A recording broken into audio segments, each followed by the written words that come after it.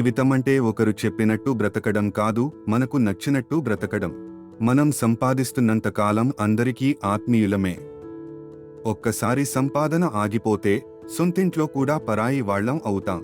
గెలుపు వెనక పరిగెత్తడం మానే, ప్రయత్నం వెనక పరిగెడితే అప్పుడు గెలుపు మీ వెనకే పరిగెడుతూ వస్తుంది.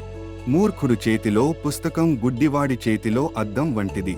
చేసే పనిలో సంతోషాన్ని వెతుక్కో, అప్పుడు డబ్బు తనంతటా తానుగా మిమ్మల్ని వెతుక్కుంటూ వస్తుంది. జీవితంలో నిన్ను అవమానించే వాళ్లకంటే నిన్ను అనుమానించే వాళ్ల వల్లే నీవు ఎక్కువగా బాధపడతావు. అన్ని వైపులా ఆలోచించి ఒక మంచి నిర్ణయం తీసుకోవాలి. లేదంటే ఆ నిర్ణయమే నీ ఎదుగుదలను ఆపేస్తుంది. మీ రహస్యాలను ఎవరితోనూ పంచుకోకండి, అది మిమ్మల్ని సర్వనాశనం చేస్తుంది. ఎవరైనా నవ్వితే నీ వల్ల నవ్వాలి, కానీ నిన్ను చూసి నవ్వకూడదు. ఎవరైనా ఏడిస్తే నీకోసం ఏడవాలి, కానీ నీ వల్ల ఏడవకూడదు.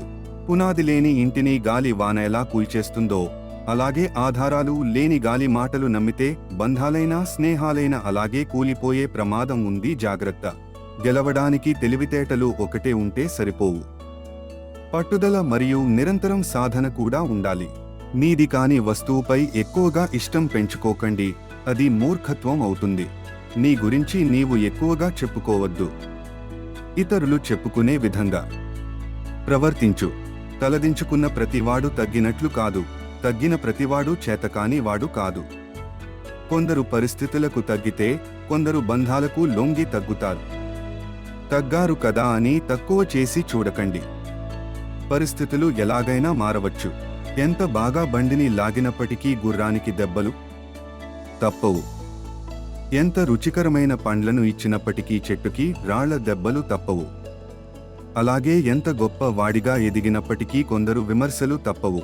ఒక ఎండిపోయిన చెట్టుకు మంట పెడితే అడవి మొత్తాన్ని కాల్చివేస్తుంది. అలాగే కుటుంబంలో ఒక చెడు బుద్ధి కలవాడు ఉంటే కుటుంబం మొత్తాన్ని నాశనం చేస్తాడు.